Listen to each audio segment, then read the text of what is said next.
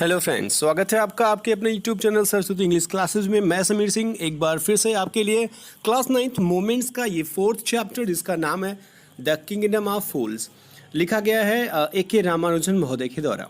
मैं आपको पहले ही बता दूं, स्टोरी के शुरू होने से पहले, अगर आपने जातक कथाओं में एक कहानी है भारतेंदु हरिश्चंद्र के द्वारा लिखा गया अंधेर नगरी चौपट राजा, अगर वो आपने कहानी पढ़ी है, सुनी है, तो विश्वास करिएगा उसी के बिहाफ में, उसी के तर्ज पर, उसी के बैकग्राउंड में बना हुआ है ये स्टोरी द किंगडम ऑफ फूल्स, यानी मूर्खों का राज्य, जहाँ का राजा भी मूर्ख, मंत्री भी मूर्ख और लोग भी मूर्ख हैं। कहानी शुरू करते हैं हम। उसके पहले मैं आपको बता दूं कि डिटेल में इस स्टोरी को समझेंगे हम इमेज के माध्यम से, ताकि आपको स्टोरी समझ में आए। अलावा इसके जो बुक्स में आपके बुक में क्वेश्चंस हैं उसका सोल्यूशन आपको यहाँ मिलेगा। उसके अलावा भी आपको कुछ क्वेश्चन मिलेंगे जो बहुत इंपॉर्टेंट है, जैसे कि title justification, theme of the story, ये बहुत इंपॉर्टेंट क्वेश्चंस माने जाते हैं एग्जाम के पॉइंट ऑफ व्यू से, तो उसको भी हम कवर अप करेंगे स्टोरी में। इसलिए स्टोरी को, वीडियो को अंत तक देखिएगा, स्किप मत करिएगा, ताकि आपको सारी इन्फॉर्मेशन यहाँ मिले। आपको कहीं भी किसी भी और जगह से, किसी और बुक से इसको देखने की जरूरत नहीं पड़ेगी, सब कुछ आपको यहीं एक जगह मिलेगा। तो चलते हैं, स्टोरी को शुरू करते हैं। एक समय की बात है, वहाँ एक राज्य था जहाँ का राजा जो था वो मूर्ख था और उसका मंत्री भी मूर्ख था, या यूँ कहें हम तो पूरा राज्य के जो भी लोग थे वो सब मूर्ख थे। वे दूसरे राजाओं से भिन्न तरीके से शासन करना चाहते थे। राजा चाहता था कि वो ऐसा शासन करे जैसा शासन आज तक किसी ने नहीं किया है। वो चाहता था कि हम दूसरे राजाओं की अपेक्षा अलग कुछ करें, कुछ अलग, यूनिक। इसलिए उसने आदेश दिया कि कोई भी व्यक्ति दिन में काम नहीं करेगा। अगर सूर्य है, दिन है, तो कोई भी व्यक्ति काम नहीं करेगा। ये रात में कोई सोएगा नहीं। तो अगर काम दिन में नहीं करेगा, सोएगा रात में नहीं, तो क्या करेगा? तो राजा ने फरमान जाहिर किया कि जब दिन होगा तो व्यक्ति सोएंगे और जब रात होगा तो व्यक्ति अपने अपने कामों पर चले जाएंगे, और जिस किसी ने राजा की आज्ञा का उल्लंघन किया उसे मृत्यु दंड मिलना तय था। एक समय की बात है, एक महोदय, एक गुरु जो थे, अपने शिष्य के साथ घूमते घामते उस शहर में पहुँचे जहाँ के बारे में आपने भी सुना, जिस राज्य के बारे में आपने सुना, उस राज्य के एक शहर में पहुँचे। भरी दोपहरी थी, हर कोई सोया था। जैसे ही सूर्यास्त हुआ, पूरा नगर जाग उठा और अपने अपने काम पर लग गया। गुरु ने शिष्य से कहा, भूख बहुत लगी है, इसलिए कुछ खाने के लिए जाकर दुकान से सामान लाओ। शिष्य चला गया। देखा दुकान खुलने वाली थी। दुकान धीरे धीरे खुल रही थी। सामान को उसने देखा, सोचा क्या खरीदूं मैं यहाँ से। उसे देख करके आश्चर्य हुआ कि वहाँ जो जो सामान बिक रहा था सबका सिर्फ एक कीमत थी, और वो था एक डुड्डू, DUDDU, डुड्डू। एक डुड्डू में एक सामान, चाहे वो कुछ भी लो। वो बड़ा खुश हुआ। उसने सोचा इतना सस्ता सामान, चाहे जो ले, एक डुड्डू में। वो कुछ सामान को लेकर के, खाने वाली चीज़ों को लेकर के वो चला आया। और वो जब आता है, दोनों लोग जो गुरु शिष्य हैं वो खाते हैं। थोड़ी देर के बाद जब भूख मिट जाती इन लोगों की, तो गुरु जो हैं वो सोचते हैं कि चूँकि ये बहुत ही मूर्खों का राज्य है, बहुत ही बेकार राज्य है, इसलिए हमें यहाँ ज़्यादा समय तक ठहरना नहीं चाहिए, ये बुद्धिमानी नहीं होगी। लेकिन किंतु शिष्य ने वो स्थान छोड़कर जाने के लिए मना कर दिया। उसने कहा, गुरुवर, ये बहुत ही अच्छा जगह है। आप बहुत जगह गए होंगे, आपने देखा होगा कितने महंगे महंगे सामान मिलते हैं। हमें एक टाइम का खाना मिलता है, दूसरे टाइम का खाना नहीं मिलता है। कितने सस्ते सामान हैं। ऐसा नहीं हो सकता कि हम दोनों यहीं रहे, यहीं खाएं, यहीं आराम से पूरी ज़िंदगी यहीं काट दें। लेकिन गुरुजी अपनी बातों पर अटल थे। उन्होंने कहा कि अगर तुम्हें यहीं रहना है तो तुम रह सकते हो, लेकिन मुझे जाना पड़ेगा। शिष्य ने प्रणाम किया गुरु को और कहा, ठीक है, मैं यहीं रहूँगा, मैं नहीं जाऊँगा। अब वो शिष्य जो था वो हर दिन भरपेट खाना खाता और खाते खाते वो मोटा हो गया। मोटा इस तरीके से हो गया, दाढ़ी नहीं आया। दाढ़ी तो मैंने रखा है ताकि ये अच्छा लगे, और अच्छा लग रहा है इसलिए। अभी दाढ़ी तो हटा दी जाएगी अभी अगले ही इस क्लिप में। तो हालांकि ये खा करके इतना मोटा हो गया था कि ये अपने गुरु को मूर्ख समझने लगा कि गुरु मूर्ख था मेरा, अगर यहीं रहता वो भी अच्छे से रहता, लेकिन मेरा तो चलो वल्ले वल्ले है, अब क्या करना। एक ऐसा समय आया, एक दिन एक चोर दीवार में सेंध लगा करके एक धनी व्यापारी के घर में घुस गया, और जैसे वो सामान लूट कर लेकर के बाहर आने लगा, मकान की दीवार उसके सर पर गिरी और वो उसी समय मर गया। चोर का भाई दौड़ता हुआ राजा के पास गया। उसने शिकायत की कि एक मजबूत दीवार नहीं बनाने के अपराध में व्यापारी को दंड मिलना चाहिए, क्योंकि व्यापारी का घर था, उसका दीवार बहुत मजबूत नहीं था और वो गिरा, मेरा भाई मर गया, इसलिए उसको दंड मिलना चाहिए। राजा ने आव देखा न ताव, उसने व्यापारी को बुलवा लिया। किंतु व्यापारी ने विनती की कि वास्तव में ये मेरी गलती नहीं है जहाँपना, गलती तो उस दीवार बनाने वाले की है, उस राजमिस्त्री की है, इसलिए राजमिस्त्री को बुलवाइए। राजा ने राजमिस्त्री को बुलवाया। राजमिस्त्री ने कहा कि जब वो दीवार बना रहा था तो उसका ध्यान एक नर्तकी, एक डांसर पर चला गया था। वह पूरा दिन अपनी पायल बजाती हुई उस सड़क पर आती जाती थी, इसलिए वो ध्यान उसका भटक गया, इसलिए गलती मेरी नहीं है जहाँपना। अब जहाँपना ने उस डांसर, उस नर्तकी को दरबार में बुलवाया।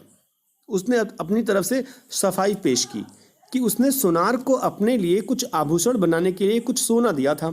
सुनार एक आलसी व्यक्ति निकला, उसने काम को करने में देर लगाई। उसने दर्जनों बार उससे अपने घर के चक्कर लगवाए, तो जब मैं चक्कर लगाती बार बार तो जाहिर सी बात है मुझे आना जाना पड़ा, इसलिए हो सकता है कि उन्होंने तब देखा हो मुझे और उनका ध्यान भटक गया हो। तो मेरा हुजूर गलती नहीं है, गलती उस सुनार की है। अब सुनार को बुलवाया गया। जब सुनार को राजा के सामने लाया गया तो उसने कहा कि उसे पहले एक धनी व्यापारी का काम करना था। उस व्यापारी के घर में शादी ब्याह था और वह प्रतीक्षा करने को तैयार नहीं था। इसी के कारण उसने नर्तकी यानी डांसर से इतनी बार अपने घर के चक्कर लगवाए। राजा ने उससे उस धनी व्यापारी का नाम पूछा। वह धनी व्यापारी और कोई नहीं, वही था जिसकी दीवार गिर गई थी, यानी कि वो व्यापारी। अब व्यापारी को फिर से बुलाया गया। व्यापारी ने कहा, जहाँपना ये मेरे लिए नहीं था, वो तो मेरे पिताजी के लिए था। अब बात उल्टी पड़ गई। वो भी पिताजी, उसका पिता पहले से मर गए थे। उसने कहा, मेरे मृत पिता ने आभूषण बनवाने का काम सुनार को दिया था, तो मेरे मृत पिता को आप कैसे दे सकते हैं फांसी? राजा ने कहा, नहीं, राजा फांसी तो देगा ही। तो राजा अपने मंत्री से बात करने लगा। उसने कहा कि चलो पिता की जगह इसे ही टांग दो, इसे दंड मिलना वाजिब है। अब प्राण दंड के लिए एक नई सूली बना करके तैयार रखने का आदेश राजा ने दे दिया। मंत्री को ये विचार आया कि सूली पर चढ़ाने के लिए वो व्यापारी बहुत पतला है, तो उसने इस बारे में राजा से बातचीत की। यह निर्णय निकाला गया कि सूली पर चढ़ाने के लिए किसी उपयुक्त मोटे व्यक्ति को ढूंढा जाए। नौकरों की नज़र उस शिष्य पर, मोटे शिष्य पर पड़ गई, जो महीनों से केले, चावल, गेहूं, घी खा खा करके मोटा हो गया था। उसे राजा के पास ले आया गया। देखिए, दाढ़ी हटवा दिया मैंने। उसको राजा के पास ले आया गया। उसने राजा से बहुत मिन्नतें की, बहुत विनती की। वह निर्दोष था।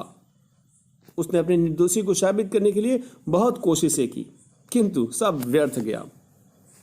जिस दौरान वह अपनी मृत्यु की प्रतीक्षा कर रहा था, उसको लग गया कि शायद उसने गुरु की बात न मान करके बहुत बड़ी गलती की। देखिए, ये कहानी की सीख भी है कि आपको अपने गुरु की बात माननी चाहिए, क्योंकि गुरु आपका गुरु है। गुरुर ब्रह्मा गुरुर विष्णु।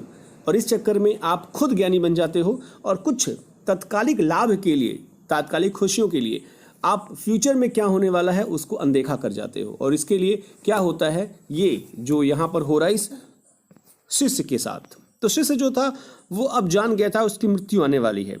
अब उसने गुरु को याद किया। गुरु ने अपनी जादुई शक्ति से, चूंकि सब कुछ देख लिया था, इसलिए वो वहाँ पर प्रकट हुए। वो अपने शिष्य के कान में कुछ बोले। गुरु ने शिष्य के कान में कुछ बोला और फिर बोल करके कहने लगे, राजा से निवेदन किया कि पहले मुझे सूली पर चढ़ाया जाए। जब शिष्य ने यह बात सुनी कि मेरे गुरु कह रहे हैं मुझे सूली पर चढ़ाया जाए, तो शिष्य ने कहा, नहीं, पहले मुझे सूली पर चढ़ाया जाए। पहले मुझे लाया गया था, इसलिए पहले मैं मरूंगा, पहले मैं मृत्युदंड पाऊंगा। राजा उन दोनों के व्यवहार से चक्कर में पड़ गया कि आखिर ये मृत्युदंड क्यों चाहते हैं दोनों। उसने पूछा कि उनमें से प्रत्येक पहले क्यों मरना चाहता था। गुरु ने हिचकते हुए कहा, जो पहले सूली पर चढ़ेगा ना, वह आपके जन्म में पैदा होकर के उस देश का राजा बनेगा। यानी आपका जन्म, अगले जन्म में वो राजा बनेगा पैदा होके, और जो उसके बाद मरेगा वह उस देश का भावी मंत्री बनेगा। गुरु ने ये सिखा दिया था शिष्य को भी, इसलिए शिष्य भी कह रहा था कि मैं मरूंगा। राजा दूसरे जन्म में अपना राज्य किसी दूसरे के हाथ में नहीं खोना चाहता था, नहीं देना चाहता था। उसने और उसके मंत्री ने निर्णय लिया। दोनों लोग मिलकर के बातें करने लगे। निर्णय लिया कि वे स्वयं सूली पर चढ़ जाएंगे और वो फिर से राजा और मंत्री के रूप में जन्म लेंगे। राजा ने जल्लाद से कहा कि उनके पास जो पहला व्यक्ति आएगा उसे पहले मार डालना और जो बाद में आएगा उसको बाद में मार डालना। रात में जो भी आएगा उसको मार डालना। उस रात राजा और उसके मंत्री जो थे चुपके से कैद खाने में गए और उन्होंने गुरु और शिष्य को आज़ाद कर दिया। और दोनों लोग जो थे वो एक दूसरे का भेष धारण कर लिए, यानी कि राजा ने गुरु का और मंत्री ने शिष्य का भेष धारण किया और उन दोनों को छोड़ दिए। और ये दोनों जो थे वो पहुंच गए जल्लाद के पास। अब चूंकि जल्लाद को राजा का हुक्म था और चूंकि जल्लाद पहचान भी नहीं पाया कि ये राजा है, उसको पता था ये गुरु और ये शिष्य है, उसने दोनों को बारी बारी से मौत के घाट उतार दिया। लोगों ने अब गुरु और शिष्य को उनका राजा और मंत्री बनने के लिए कहा। दोनों मान गए और उन्होंने सभी पुराने कानून को बदल दिया। उस दिन के बाद से गुरु की बात शिष्य हमेशा मानता। अब वो जान गया था कि गुरु के चरणों में ही जन्नत है। अब गुरु राजा और शिष्य मंत्री बन चुका था और उसके बाद से सारे नियम बदल दिए गए। उस दिन के बाद से रात को रात और दिन को दिन माना गया। रात को सोते, दिन में काम करते। इसके अतिरिक्त एक डुड्डू में कुछ भी नहीं मिलता था। अब वह जगह किसी अन्य जगह की तरह हो गई थी। इस तरीके से स्टोरी खत्म होती है। चलते हैं कुछ सोल्यूशन में। जो क्वेश्चन आंसर यहाँ दिए गए हैं पेज नंबर 27 का स्क्रीनशॉट ले लीजिएगा, आपको आसानी होगी इसको लिखने में। First, second question, third, fourth, fifth दोनों इसमें है। ये सिक्स्थ है। ये टाइटल जो एक्स्ट्रा लिखा गया है जो आपके लिए इंपॉर्टेंट है, और ये है थीम जो मोस्ट इंपॉर्टेंट क्वेश्चंस के रूप में आता है एग्जाम के पॉइंट ऑफ व्यू से। तो इस तरीके से स्टोरी खत्म होती है, सोल्यूशन खत्म होता है। आशा आपको कहानी समझ में आई होगी। कहानी समझ में आई होगी, लाइक का बटन जरूर प्रेस करिएगा। कोई भी सुझाव, कोई भी सलाह, कोई भी परेशानी होगी कमेंट बॉक्स में कमेंट जरूर कीजिएगा।